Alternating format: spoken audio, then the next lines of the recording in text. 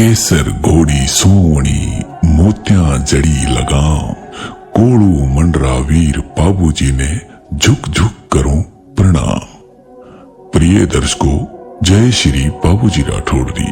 प्राचीन समय से ही राजस्थान भक्ति और शक्ति की भूमि रही है, जहां समय समय पर भगवान और देवताओं ने अनेक रूपों में अवतार लिया है। बाबूजी भी इन्हीं में से एक हैं। मारवाड़ में रणबंका राठौड़ों के संस्थापक राव सिहाजी को माना जाता है, जो बदायूं उत्तर प्रदेश से पालीवाल समाज की रक्षा के लिए आए थे। इन्हीं की पीढ़ियों में राव धांधल जी हुए, जिनका विवाह रानी कमला दे से हुआ, जिनसे पुत्र बूढ़ो जी तथा पुत्री पेमल एवं ऐसा माना जाता है कि इंद्रलोक अप्सरा से वीर बाबूजी राठौड़ का जन्म 1239 ईस्वी में हुआ।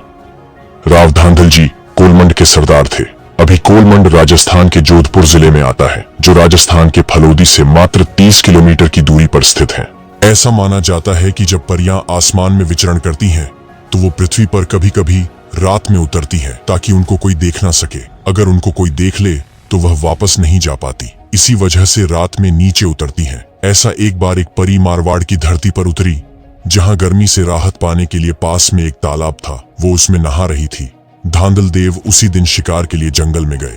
रात अधिक होने के कारण वह जंगल में विश्राम करने लगे।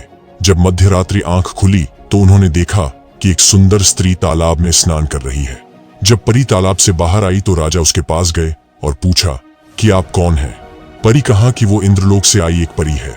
राव धांधल जी ने परी से निवेदन किया, अगर आप मेरी बातों का बुरा नहीं मानो तो मैं आपसे मेरे मन की बात कहना चाहता हूँ। परी ने राजन का निवेदन स्वीकार किया। राजन ने परी से कहा कि आपकी सुंदरता ने मेरे मन को हर लिया है।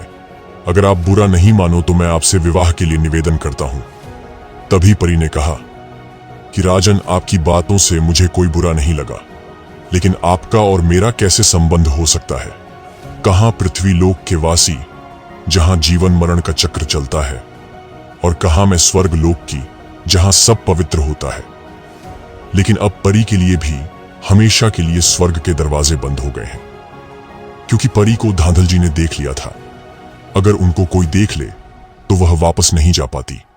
उसके बाद उसे स्वर्ग लोक में प्रवेश रोक दिया जाता है। अब परी के पास पृथ्वी लोक पर राव धांधल के अलावा कोई नहीं था।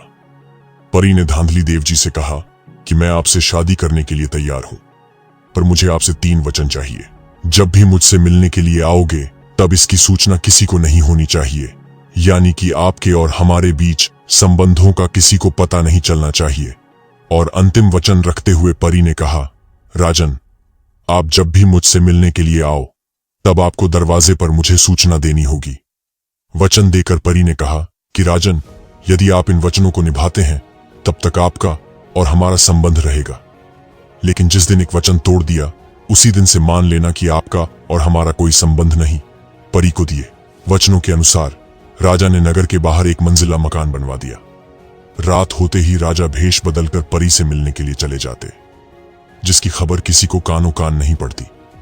और परी के कक्ष के पास जाते ही राजा दरवाजे को खड़का दे और परी की आज्ञा मिलने पर ही कक्ष में प्रवेश करते और परी को दिए वचनों को राज का राज ही रखा।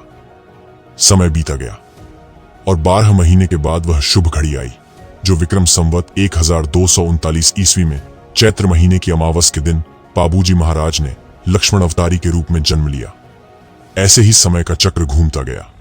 वचनों में बंधे धांधली देव छुपकर परी से मिलते रहे, लेकिन राव धांधल जी को भी शक होने लगा कि परी ने ऐसा वचन क्यों दिया। जाने से पहले उसे सूचना देनी होगी।